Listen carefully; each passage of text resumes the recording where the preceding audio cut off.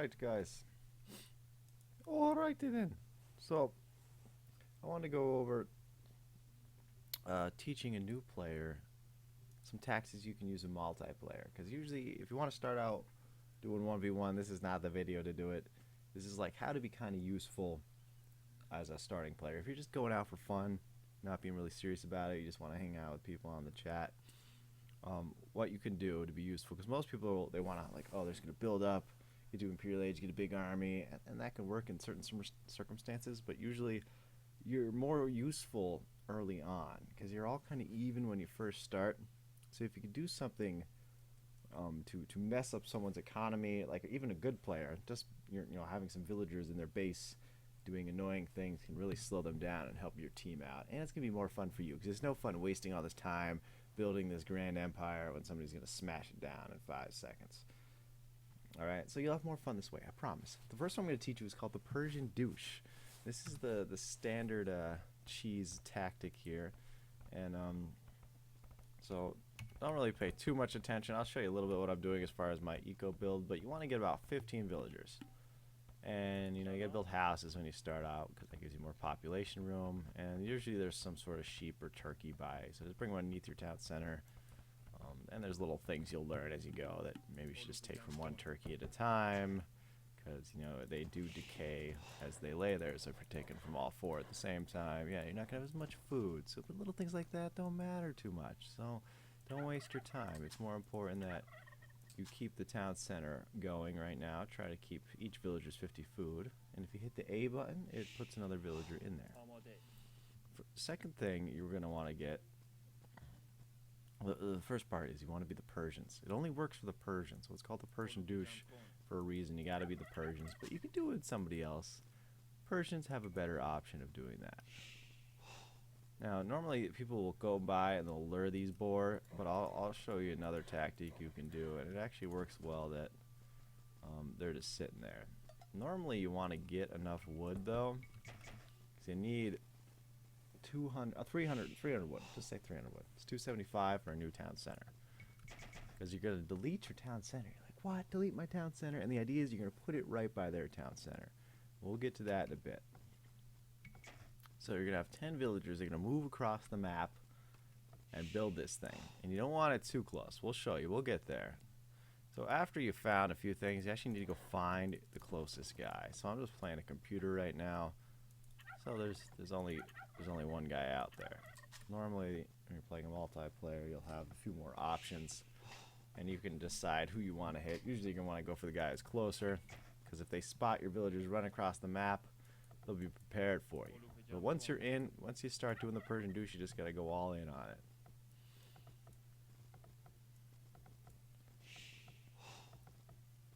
So, if you're confident that you can get enough wood out, you can go build a mill, but I would wait on that. I think it's more important that you have a lumber camp. Definitely more important that you get a lumber camp up.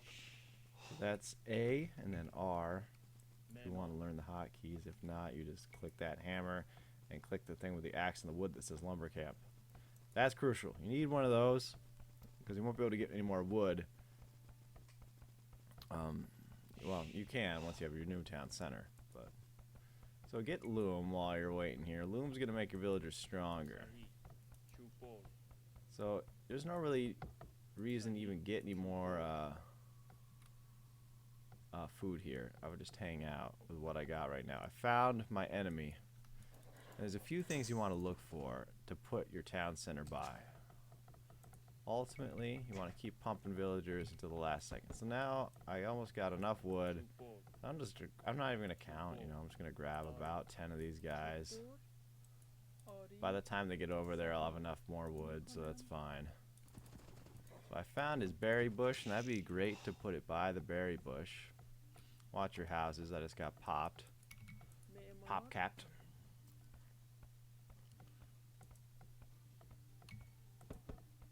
You want to leave a few guys behind at home.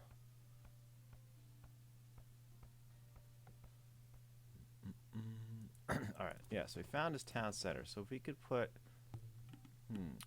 ours maybe over here on the right more, that'd be better. So So I'm going to circle around a little bit, waste a little time, go that way. What I did there is I hold down the shift button and I can leave little flags and they will follow that. And then when I just let go of the shift button and hit the right click button, and that will let them take a certain path.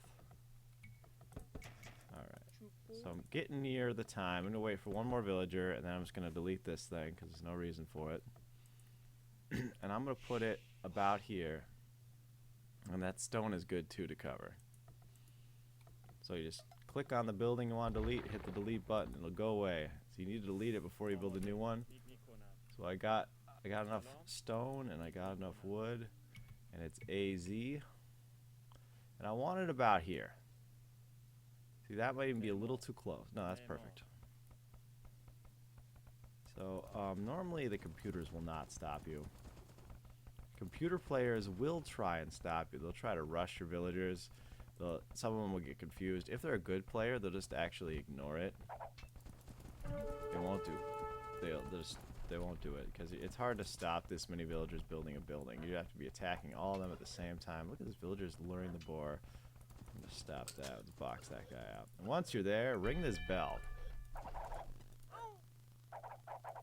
Kill this boar too, just to be a jerk. No boar for him. And your town center fires these arrows. Now you only need, looks like I got 10 in, or 11 in there, so you only need 10 in there. So pretty much, once you've done this much damage, take at least one villager out. And what you want to do is kind of start walling off his resources. Don't wall off anything you're going to take. And then back at home, start taking some of your food if you can. But still keep on the wood. Get some houses going. And he's not going to be wandering around like this. This computer actually seems to be dodging a lot of these arrows miraculously. You want to be attacking their town center. A smart player will put a house or something in the way, because your town center will automatically start attacking that building after a while, so you might have to keep re-clicking. The reason why the Persians are the choice for this is because their town centers have double the hit points here, you can see. So you're going to win no matter what age they're in. So SS is your palisade build, so you can go, this is called laming, we call it. It's a jerk move. Just clicking on your town center, clicking on an enemy will target it. And the hope is maybe if you do this early enough, it's hard as a new player, but you might be able to stop them going up to feudal. Because they'll be researching it. You research it at the town center, so that's going to take some time to get up there. So if you're coming in on 15 villagers, and you're getting there pretty early, you might be able to stop that. Unlikely, because they'll probably have guys behind it repairing it, just so you can get the research. You could also, if you're really a jerk, you can wall off certain buildings. Usually will not allow you to do this, but I mean, he's gonna have to attack your villager. He's gonna have to be pulled off. It's not like you're going to destroy him. You're not gonna win this battle, especially someone who's playing for a while. You might get a resignation. You might resign. You'd be aggravated. Just running around and hacking at his villagers. The more you delay them early on, the better chances your allies will have of winning, especially if it's a really good player. Because good players just want to boom, and they want to get up to the castle ages, the imperial ages, and get big armies and attack early. They're not really expecting this kind of crap. If they see it coming, they can respond to it by building lots of buildings around, which make it hard for you to put up a building. So now that you're close to the berries, like let's say he destroys his town center or you destroy it, go ahead and take those berries. You can take his farms too. If he's got farms, you can steal those farms right from his face. Sometimes. Depends if he's using the farm. See? You can take his farm. Isn't that cool? You can just steal a farm. And then you can keep pumping villagers out. If you get enough wood, you can go ahead. You could drop that town. You can delete it, drop it again somewhere else. You can do it to another player. Just do as much damage as you can, and then we'll get into the next goal here. So I'm gonna do some cheats. Let's cheats don't work in a normal game. I just want to do this so I can get up to the next stage. Cheese steak. I almost forgot what the cheats were. All right, got some food. So we'll click up here. The reason you want to go to feudal is to build towers. Towers are a great thing to use because they don't require a lot of micro. So you're stealing his berries, which he needs those berries. You're also going to steal some of his stone. You just spent, and you could do this without deleting your town center. Like let's say like they tell you can't pick your civilization, you know how to pick Persians. You can just always do the tower rush, or you could do the town center rush as well. Don't forget your guys back home. Keep them working.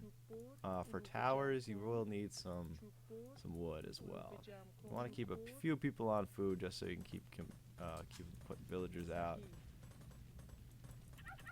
And if you see any just like deer or boar that are close by that you can take without losing villagers, that's good.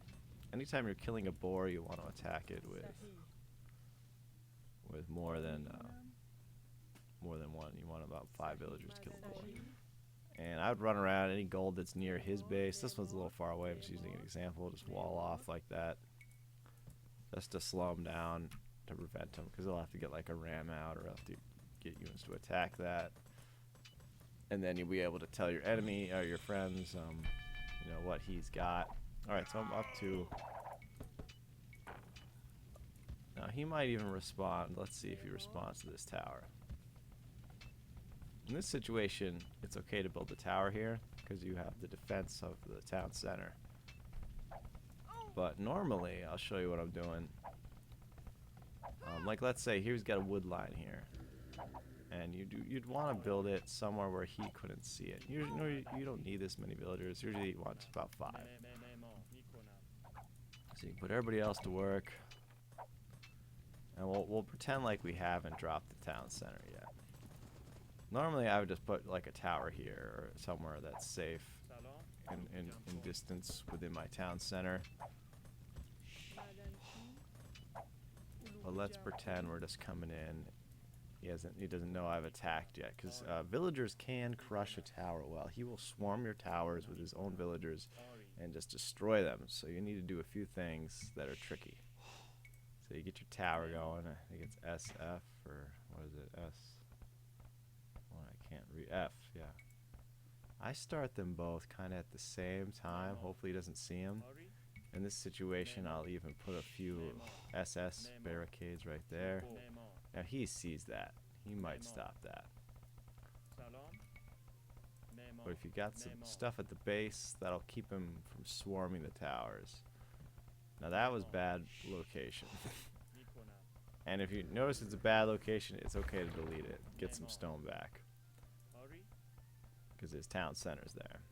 This one's fine. And anytime you put a tower on a hill, it gets bonus damage. You don't want to put a tower in a valley. Tower on a hill, much stronger. And what you pretty much do is your whole job is now just to build palisade walls and towers. And if you notice that you don't have enough stone, just keep pumping guys out onto the stone. Steal his stone. Stone is valuable.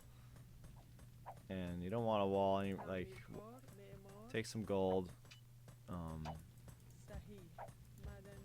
Keep your guys working back home too. Take your resources. And if you feel like you're gonna lose your location, like enemies are gonna steal your home base, wall up your stone and your gold before you go, just to delay them getting it, so your allies can have a chance to take it later. And try not to get too close to that town center. Like this might even be too close. You might be able to attack that tower.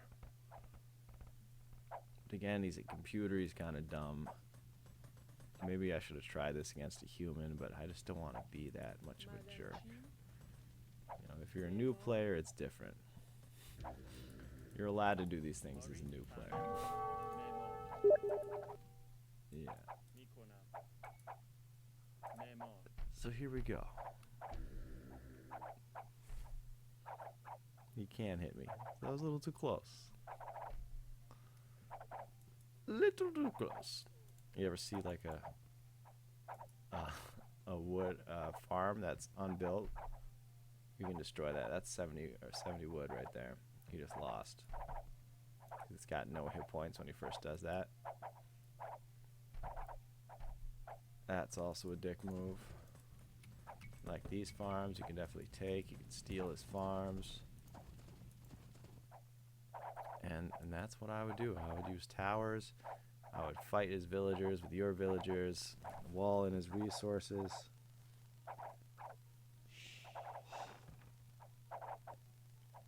And then after that, that's the question. What do you do after that? Ouch.